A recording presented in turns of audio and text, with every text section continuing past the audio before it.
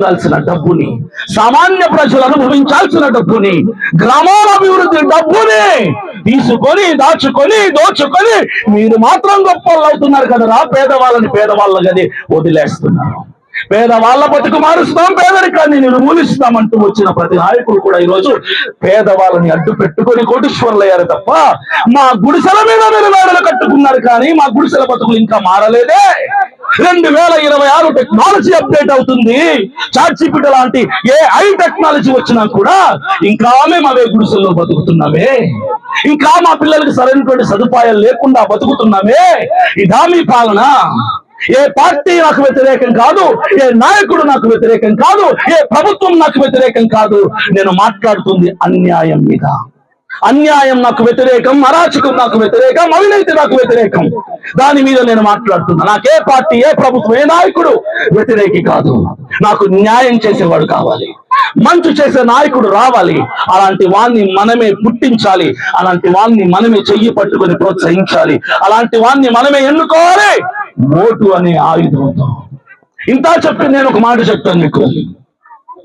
2029 ఎన్నికల్లో బరిలోకి మేము దిగుతున్నాం. అభినయ్ దర్శన్ అనే నేను పార్టీలోకి రావటానికి, రాజకీయ రంగ ప్రవేశం చేయటానికి కారణాలు డబ్బు కాదు, పదవి వ్యామోహం కాదు, అధికార వ్యామోహం కాదు. నాకు డబ్బు మీద పిచ్చెప్పుడు లేదు. 100 రూపాయలు చేతిలో ఉంటే 70 రూపాయలు లేని వాడికి పంచిపెట్టి అందులో ఆనందాన్ని వెతుక్కునే స్వభావం నాది నా చిన్నతనం నుంచి కూడా. నేను ఒక సినిమా హీరోగా ఉన్నాను, నేను ఒక సేవకుడిగా ఉన్నాను, ఇప్పుడు ప్రజా సేవకుడిగా మారాను. నాకు డబ్బు మీద పిచ్చెప్పుడు లేదు. ఈ రోజుకి చెప్తా, మీరు నమ్మండి, నా పేరు మీద 1 సెంటు భూమి లేదు ఈ రోజు వరకు. నేను కోట్లు సంపాదించా, కానీ నా దగ్గర ఉన్న సొమ్మంతా పేదలకి, లేని వాళ్ళకి, అనాథలకి, నిస్సహాయులకి పంచడానికి ఖర్చు పెట్టాను. నేను పేదవాడిగా, నేను పేదవాడిగా ఉన్నా పర్లేదు, పేదవాడు నాకు కనబడకూడదు అన్నటువంటి నా స్థాయి వరకు నేను సాయం చేస్తూ వచ్చాను. నాలాంటి వాడు మౌనం భరించి ఇక మౌనంగా ఉంటే పనివదు. మనం బరిలోకి దిగాల్సిందే.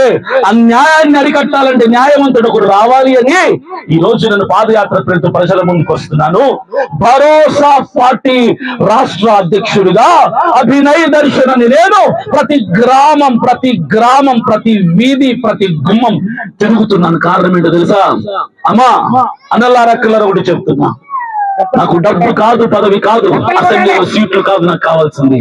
నాకు పేదవాళ్లకు న్యాయం కావాలి. ప్రభుత్వం నుంచి అందాల్సిన పథకాలన్నీ కూడా